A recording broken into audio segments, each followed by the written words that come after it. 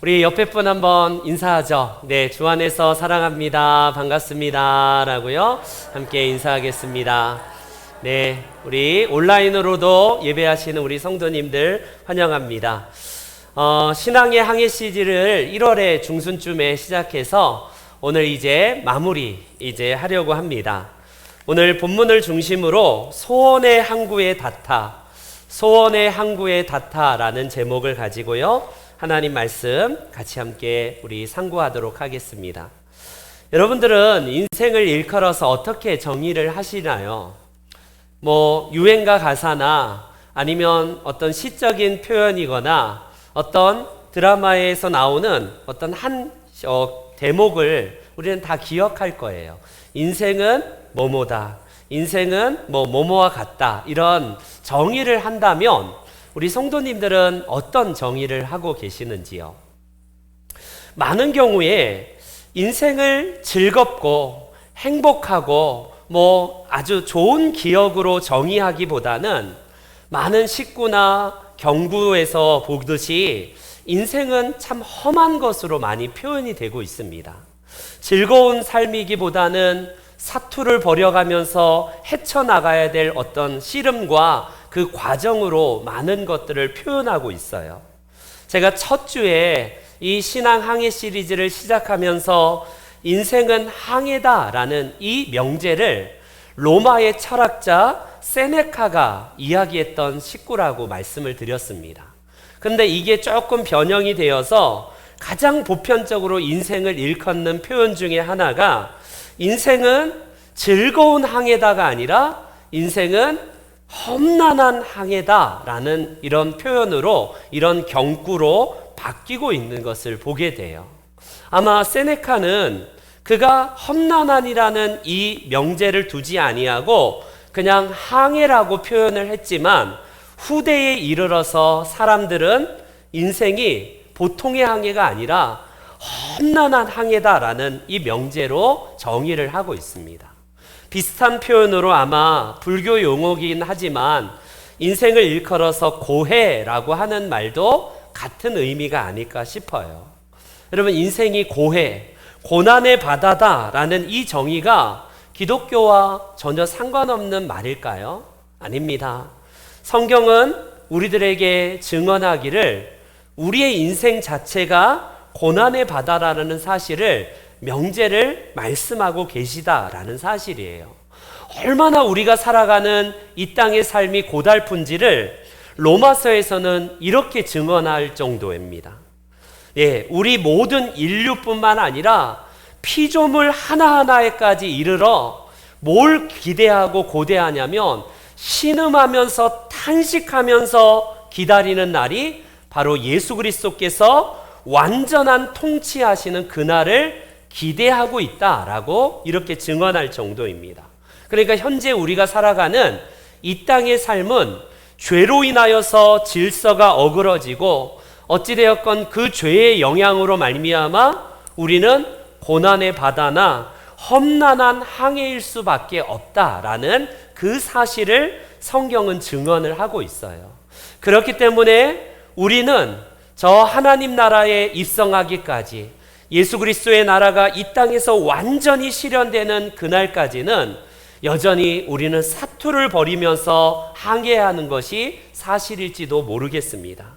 오늘 본문만 해도요, 시편 기자가 그 의미를 담아서 우리의 인생의 고통을 어떻게 표현하고 있냐면 바로 항해하는 중에 광풍을 만난 것 같은 것이 우리의 인생이라고 오늘 표현하고 있어요. 얼마나 당황스럽고 얼마나 진을 빼는 항해이냐면 정신을 못 차릴 정도로 고통의 바다로 항해하는 중이다라고 표현할 정도입니다. 여러분, 우리의 인생의 25절을 다 같이 다시 볼까요? 25절을 다 같이 한번 읽어보겠습니다. 시작. 여호와께서 명령하신즉 광풍이 일어나 바다 물결을 일으키는도다. 아멘. 여러분, 우리의 항해가 순탄한 이런 항해가 아니라 광풍이 일어날 정도로 정말 험난한 항해라고 오늘 시인도 그렇게 인정하고 고백할 정도예요. 인도의 시성 타고르는 일찍이 그의 바닷가라는 시에서 인생을 일컬어서 바닷가에서 울고 웃고 떠들며 노는 아이들의 놀이에 비유한 바가 있습니다. 그 바닷가에서라는 이 시의 마지막 부분을 제가 읽어드릴게요. 끝없는 세계의 바닷가에 아이들이 모인다. 폭풍은 길없는 하늘에서 울부짖고 배들은 자취 없는 물살에서 파산하고 죽음의 사체는 널려 있고 그리고 아이들은 놀이한다. 끝없는 세계의 바닷가에 아이들의 위대한 모험이 있다. 여러분, 현실에 이 처절한 사투를 벌이면서 죽음이 널려 있고 배는 파선이 돼 있지만 희망에 찬 아이들은 여전히 위대한 모험으로 인생을 시작하는 그 의미를 살리는 시가 바로 타고르의 시 바닷가에서라는 시입니다. 여러분, 때로는 우리는 인생의 항해를 할 때에 이 폭풍과 파도가 두려워서 출항 자체를 아예 포기하고자 하는 마음도 들지도 모르겠어요. 계속된 이런 코로나19, 오미크론이니 스텔스 오미크론이니 계속된 변이 바이러스를 통해서 우리가 지치고 지칠 정도로 너무 힘겨운 상황에 놓여 있습니다. 그럴 때에 우리는 이 인생의 항해의 의미를 도대체 무슨 의미가 있을까 싶어서 적잖이 우리는 포기하고 싶은 마음이 드는 것도 사실이에요. 그러나 배가 건조되어서 배가 있는 이유는 무엇입니까? 순탄한 파도를 만나고 잔잔한 바다를 가는 것도 배의 목적일 수 있지만 배가 만들어지면서 배가 출항한다는 의미는 이제 앞으로 다가올 수없이 많은 파도와 폭풍과 싸워가면서 이제 소원의 항구까지 다다른다라는 의미가 아니겠습니까? 그 목적지까지 가기까지 날마다 순탄한 바다 위를 걷는 것도 아니고요. 우리가 이 항해를 할 때에 무수한 폭풍우와 파도 속을 이제 헤쳐나가면서 마침내 그 소원의 항구에 도달하는 것을 의미하는 게 배의 목적이라고 할 수 있습니다. 저와 여러분들이 만난 지금 전 세계적인 이 코로나19라는 상상할 수 없는 쓰나미와 폭풍우가 아직까지 지나가지 않고 여전히 우리를 위협하고 있는 중입니다. 어떤 이는 코로나19로 인한 경제적인 어려움으로, 아니 그 너머에서 육신적인 연약함과 여러 가지 인간적인 갈등과 관계의 아픔에서 이 파도 속에서 사투를 벌여가면서 오늘도 인생의 항해를 달려가시는 분들이 있을 거예요. 신방을 통해서 많은 분들이 좌절하고 포기하고 싶은 마음이 있다라는 솔직한 말씀들을 하고 계셔요. 사실입니다. 우리의 인생에 갑자기 불어닥치는 인생의 폭풍우가 전혀 예상할 수 없기 때문에 우리가 그때에 좌절하고 절망하는 마음이 들지만 성경을 통해서 하나님께서 우리들에게 들려주고자 하는 인생의 참된 가치가 무엇인가를 오늘 시편을 통해서 하나님은 말씀하고 계십니다.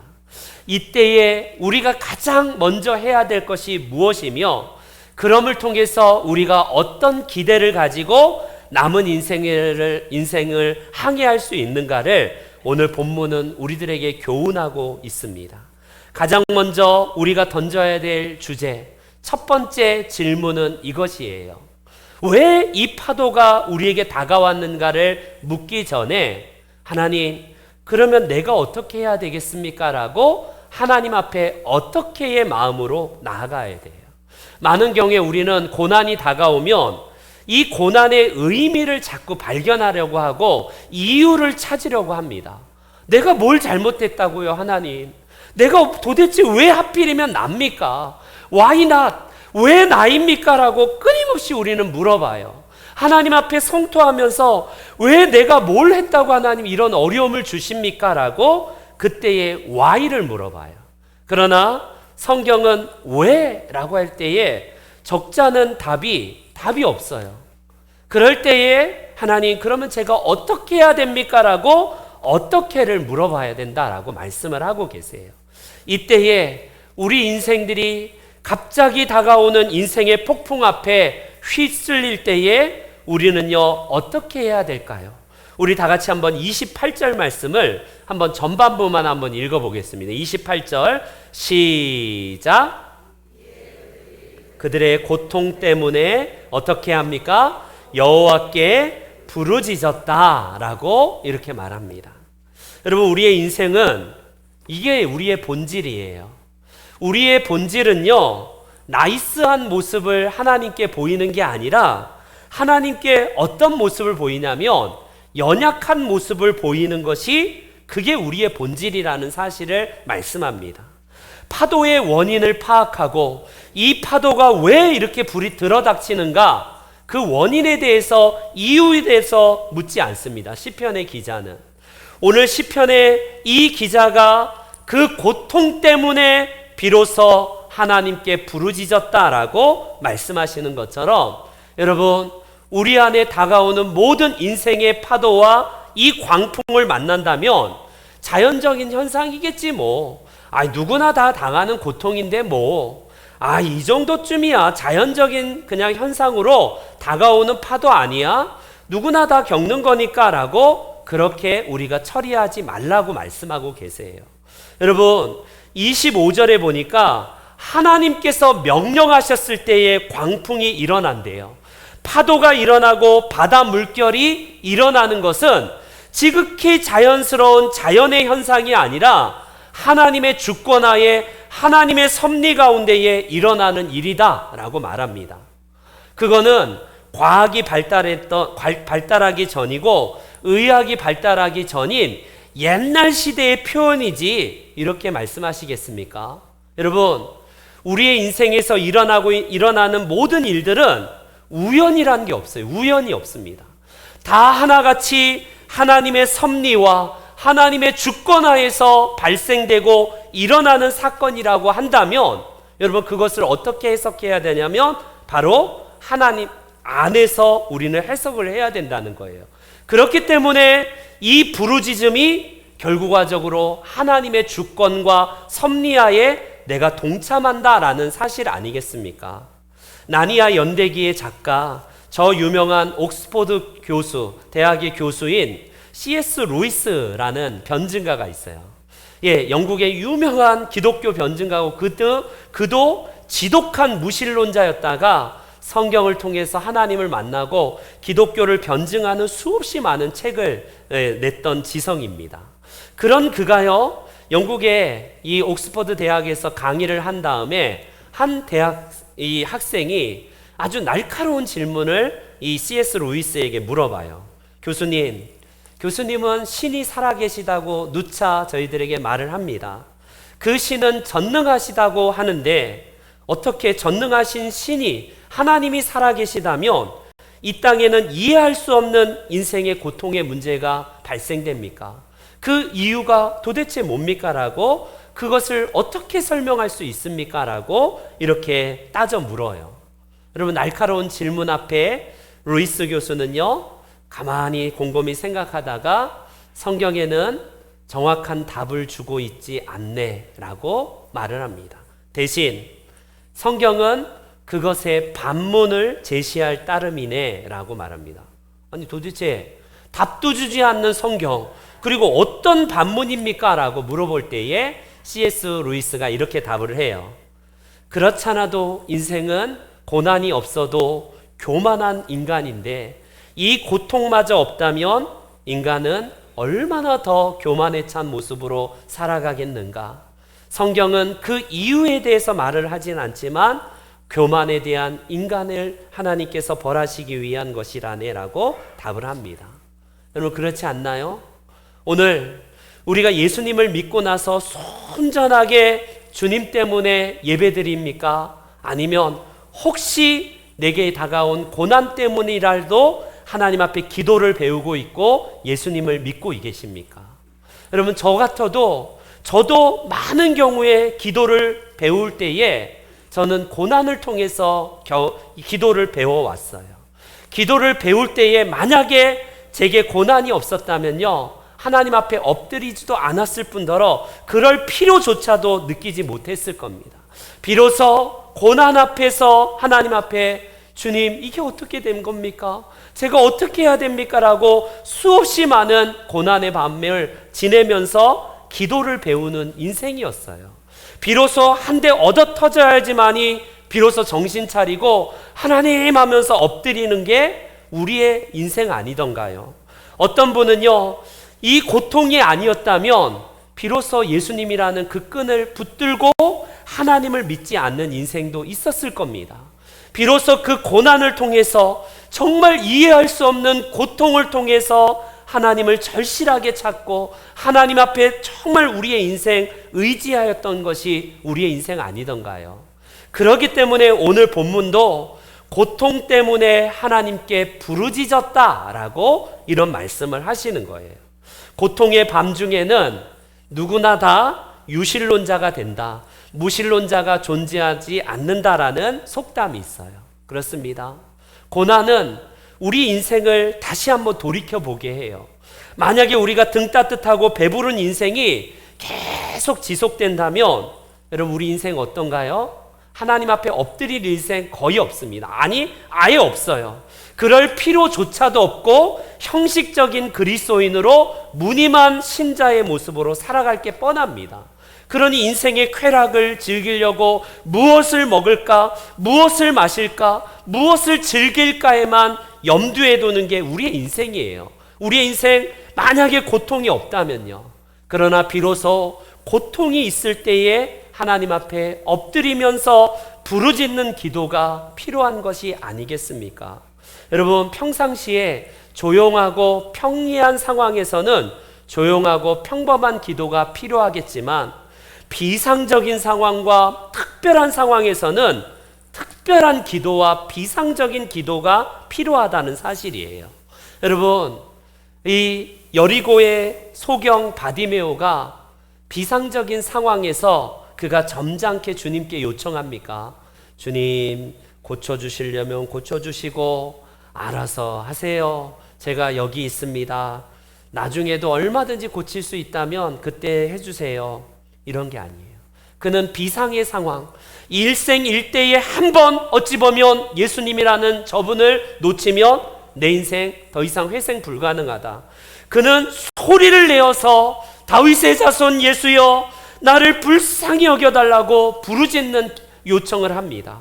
그때 주변의 사람들이 그를 책망하고 타박을 해요. 시끄러워, 조용히 해, 너까지 너 어디서 감히.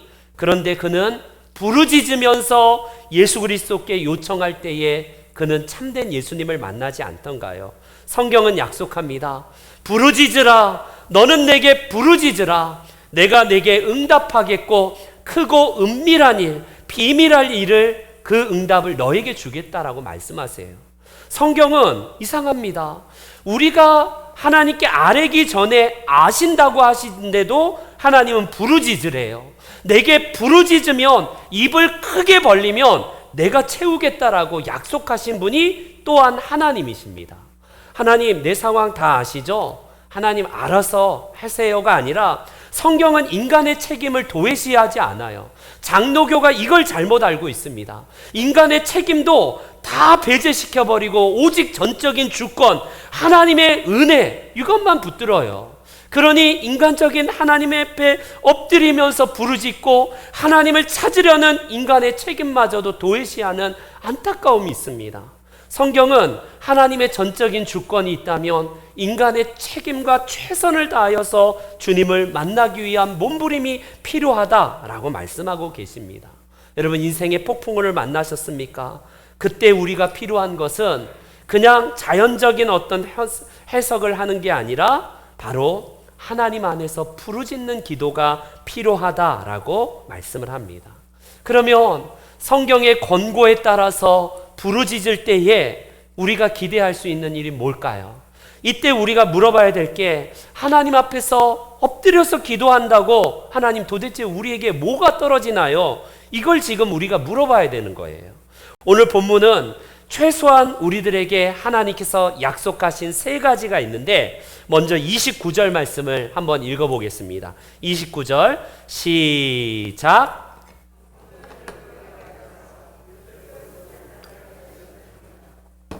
광풍을 일으키시는 분도 하나님이시라면 이 광풍을 잠재우시는 분도 하나님이시라는 고백입니다.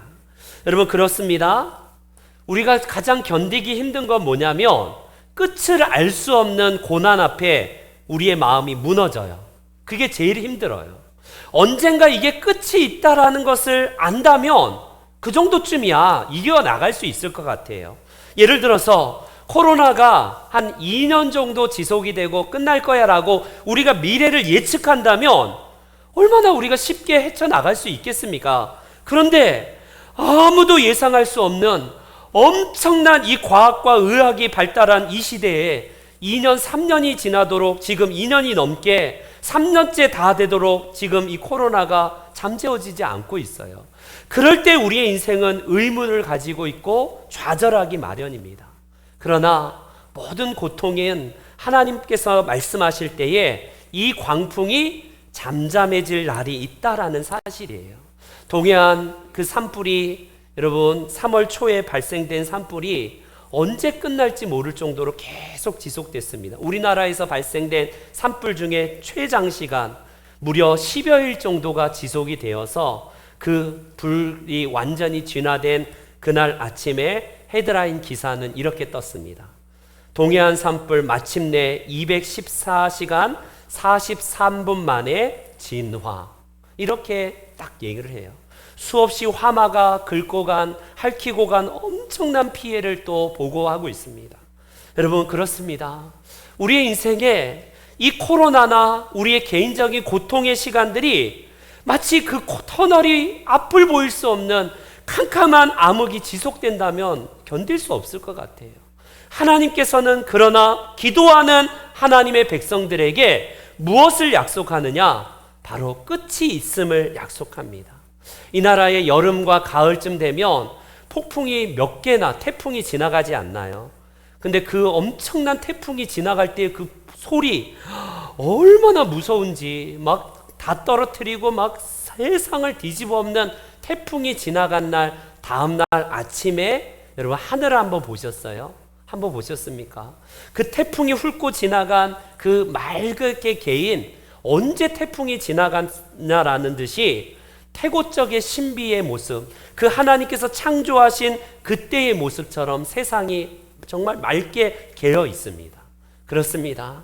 우리의 인생, 우리 많은 경우 기도에도 불구하고 성경은 우리의 고통스럽게 하는 문제가 확 기도하는 순간 없어진다, 그렇게 약속하지는 않으세요. 어떤 고통은 기도하는 족족 없어지고 소멸되기도 하지만 많은 경우에 우리가 기도할 때에 그 기도가 그 없어지기 전에 먼저 뭘 말씀하냐면 우리 안에 광풍이 잠재워져 있는가, 그거를 하나님이 보신다는 겁니다. 어찌 보면 우리의 외적인 태풍은요, 파도는 우리의 이 광풍은요 아직 잠재워지지 않을지도 모르겠어요. 더 중요한 건 뭐냐면 우리 내면에 지금 광풍이 지금 소멸되고 있느냐의 이 싸움입니다.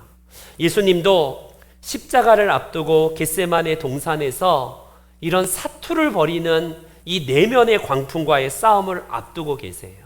십자가라는 고통에 찬 저 십자가도 십자가지만 그 십자가를 앞에 둔 예수님은 고통의 이 광풍의 한복판에서 땀방울이 핏방울 정도가 될 정도로 사투를 벌이면서 마음의 평정을 위해서 기도하고 계십니다. 그분은 밤새도록 기도하시고 일어나신 이후에 드디어 마음의 폭풍우가 잠재워지고 나서 예수님은요 내가 그로다 라고 외치시면서 드디어 그 고통스럽게 하는 것으로부터 주님은 자유케 되십니다. 여러분, 그렇습니다. 오늘 저도 수없이 저 자신을 고통스럽게 하는 것을 오늘도 너무나 많은 것들을 경험하게 돼요. 그런 경험들을 통해서 제가 깨닫는 것은 항상 저를 항변하고 흥분하고 계속되게 소리치는 저 자신을 발견하게 됩니다. 그런 의미에서 얼마나 미성숙하고 열등감에 휩싸여 있으며 정말 성숙하지 못한 이 목사라는 사실을 하루에도 몇 번씩 절감하게 돼요. 조금만 감정이 상하게 되면 흥분하고 소리치면서 마음의 광풍이 더욱더 불어서 이 소멸되지 않은 것 때문에 힘겨운 사투를 벌이고 있는 저 자신을 발견하게 됩니다. 여러분, 흑인의 해방자의 링컨 대통령을 아시나요? 그도 정치를 할 때에 여당에서 그가 얼마나 많은 정적에게 조롱을 받고 마타도어식의 막 난도질을 당했던 사람인지 모릅니다. 우리가 알고 있는 링컨은 미국의 정치인 가운데 가장 못생긴 사람으로 알려져 있어요. 미스터 먼키라고 알려질 정도로 원숭이니 뭐니라고 하면서 조롱하고, 저런 원숭이도 연설하네, 이런 얘기가 막 링컨이 연설할 때마다 나와요. 가장 모욕적인 언사는 이거였습니다. 이중인격자라는 평을 듣고 그날도 공식 의회석상에서 연설을 앞둔 이 링컨을 향해서 정적이 그렇게 모함을 합니다. 그럴 때 링컨이 마음의 광풍이 확 불을 때에 그가 잠깐 눈을 감고 하나님 앞에 기도를 합니다. 그리고 연단에 서서 이렇게 포문을 열어요. 여러분, 제가 이중인격자라면, 두 얼굴을 가진 자라면 오늘 이 자리에 여러분들 앞에 하필 이런 못생긴 얼굴을 가지고 나왔겠습니까? 라고 이렇게 연설을 시작합니다. 그 찬물이 확 끼얹을 것 같은 그 연설장에서 이 링컨의 위트 있는, 이 기지 있는 한마디로 인해서 웃음바다가 되고 그 정적마저도 무장해제시켜버리는 이 기지, 그걸 어디서 나왔을까? 그는요, 자기가 가진 성격이라기보다는 기도로 얻은 지혜라고 그는 그렇게 고백을 하고 있습니다. 그렇습니다. 여러분, 우리의 외적인 광풍은요, 아직 그치지 않을지도 모르겠어요. 언제 그칠지 모릅니다. 더 중요한 거는 우리의 내면에 부는 광풍이 소멸되고 있는가? 우리의 영혼의 바다에 고요함이 임할 때에 주님께서는 진정으로 소원의 항구로 우리를 인도하신다라고 말씀합니다. 두 번째로 우리가 부르짖어 기도할 때에 어떤 일이 일어나는가를 30절에 이렇게 말씀하고 계세요. 30절 다 같이 한번 읽습니다. 시작.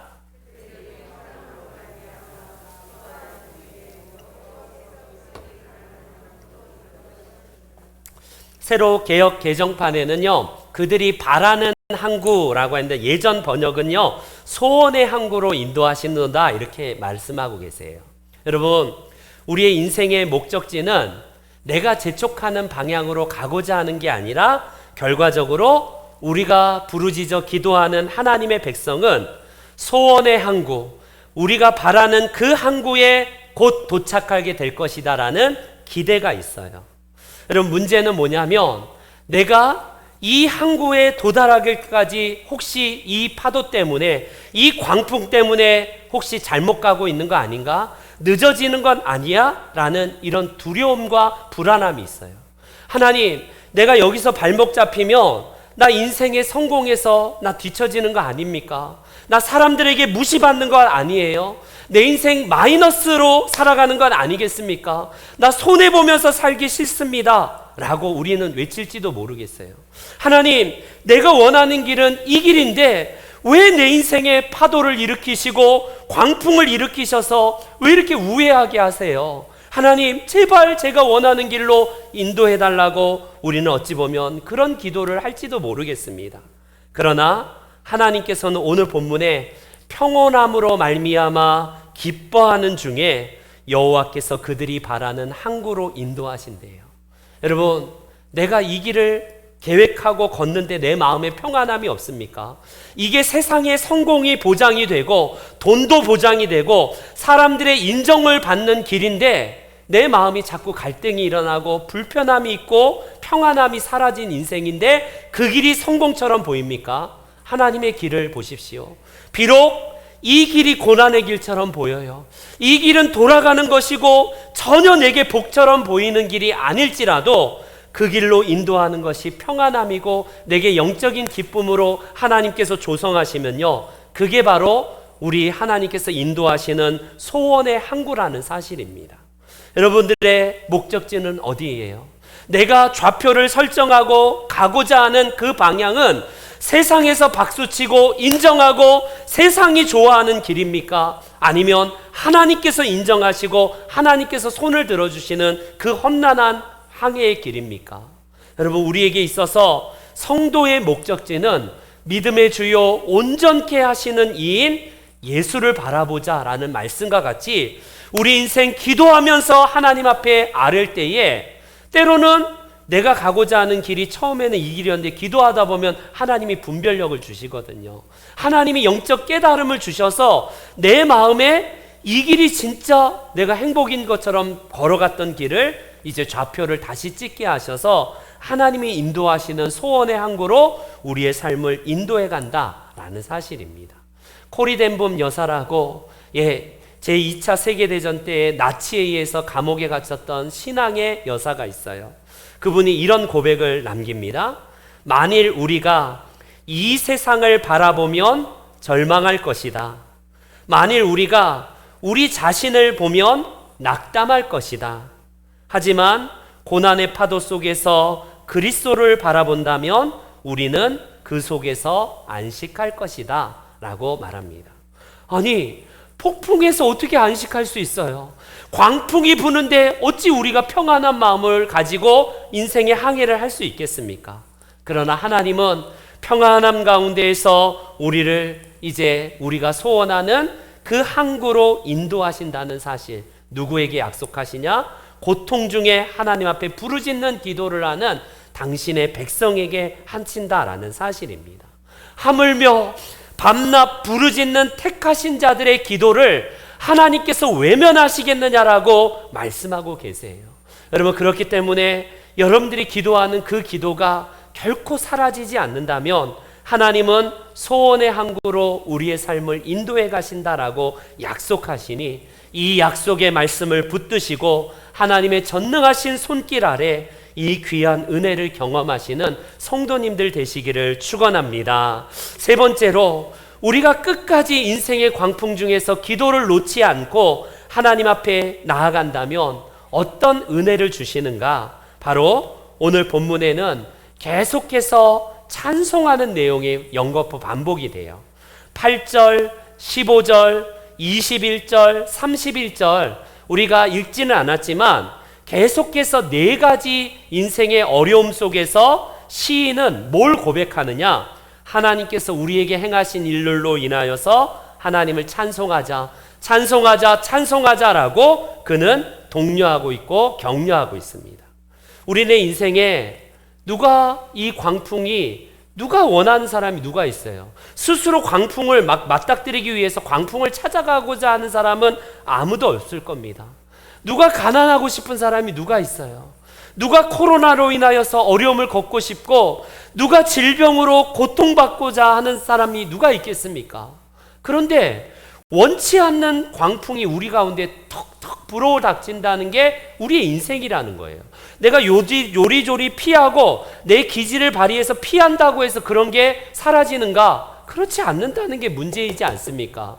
그렇기 때문에 대개 우리가 원망하고 불평하는 이유는 바로 그거예요.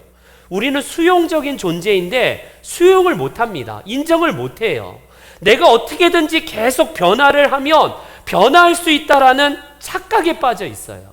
어느 정도까지는 인간의 지혜와 인간의 힘으로 이 위기를 헤쳐나갈 수 있지만 우리 인생은요, 어느 것 하나도 바꿀 수 없는, 변화를 시킬 수 없는 존재 아닙니까? 그렇기 때문에 우리가 변화가 되지 않으면 그때마다 원망하고 낙심하는데 오늘 우리들에게 성경은 찬송을 하라라고 말씀을 하고 계세요. 약 한 40여 년 전에 쓰여진 고전 중에 고전이 있는데요. Prison to Praise라는 이 제목의 책이 있어요. Prison, 이게 바로 감옥에서 praise, 우리 찬송으로 이런 뜻인데요. 감옥 생활에서 찬송 생활로라는 책에 작은 책이 있습니다. 읽기도 쉬워요. 그 내용이 뭐냐면 굉장히 우리의 인생에 찬송의 삶이 어떻게 우리의 인생에 기적을 인도해 가는가, 그런 고백의 책입니다. 여러분, 멀론 캐로더서라는 이 사람이 지은 책인데 그 안에 한 이야기가 나오는 것을 소개하고 싶습니다. 알코올 중독자를 둔 한 아들 내외가 어머니와 함께, 아내와 함께 남편의 구원을 위해서, 아버지의 구원을 위해서 기도하기 시작합니다. 기도하면 하나님께서 변화시켜 준다는 이 약속의 말씀을 붙들고 금식하면서 아버지의 알코올 중독을 이제 변화시키기 위해서 기도해요. 금식까지 기도한 그날 아침, 아버지가 변화됐겠지 하고 바라봤는데 더 완전히 알코올 중독에 찌드는 모습을 봅니다. 기도의 무용성이 자꾸 내 안에 일어나고 절망이 들어오기 시작해요. 하나님, 기도하면 변화시켜 주신다며, 기도하면 하나님이 상황을 바꿔주신다며요. 어떻게 된 겁니까? 하고 한 번 더 기도합니다. 그리고 기대를 가지고 아버지가 변화됐겠지 했는데 더 아버지가 더 심해져요.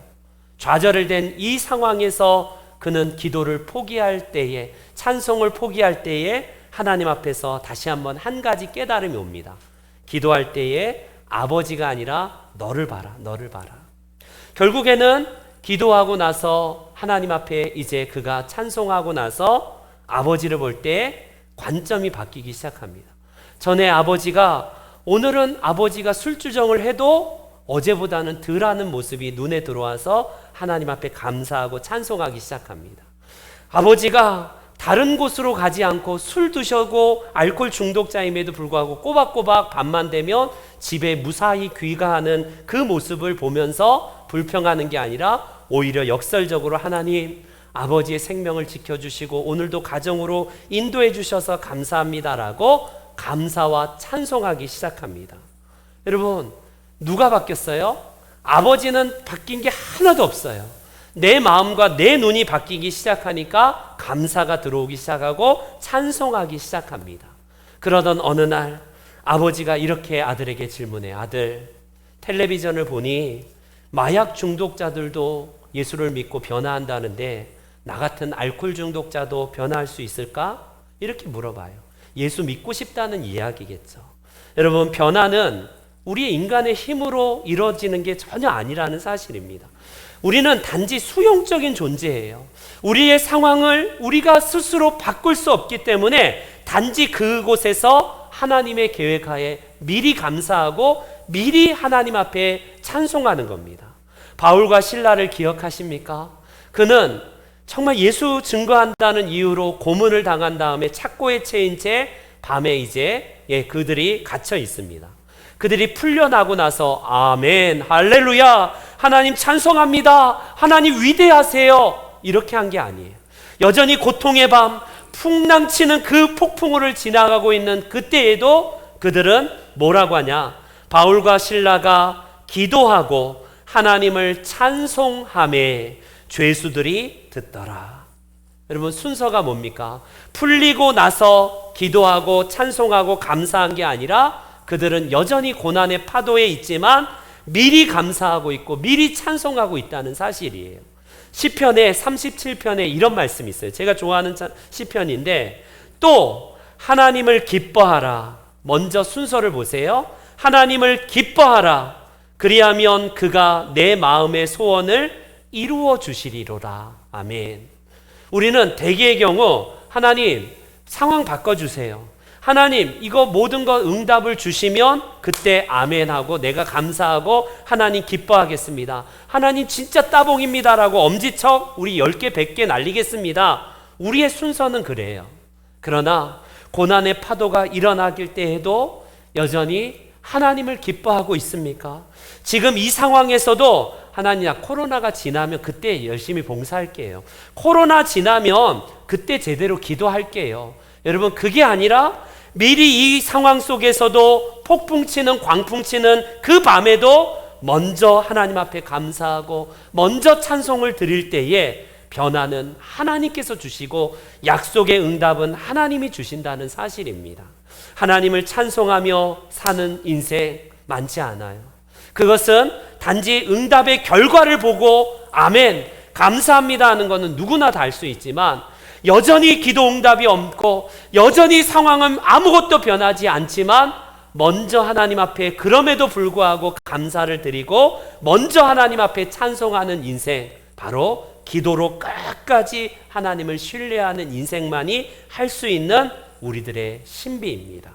귀한 성도 여러분, 한 분 한 분이 이 정말 어떠한 상황 속에서도 변함없이 하나님을 신뢰하면서 그분을 붙들고 기도하는 사람들, 그분의 이름을 찬양하고 그분께 감사하는 사람들에게 바로 이런 기적과 이런 응답이 일어난다는 사실입니다. 우리 인생의 파도, 우리의 인생의 바다에서 항해에서 일어나는 모든 것들, 우리는 다 알 수 없지만 혹시 광풍과 파도가 몰아치는 우리 고통의 불면의 밤을 보낸다 할지라도 하늘의 소망을 붙들고 살아가시며 우리 소원의 항구로 인도하시는 우리 좋으신 우리 주님과 함께 인생의 항해길 달려가시는 저와 여러분들이 다 되시기를 주의 이름으로 축원합니다. 아멘. 다 같이 일어나시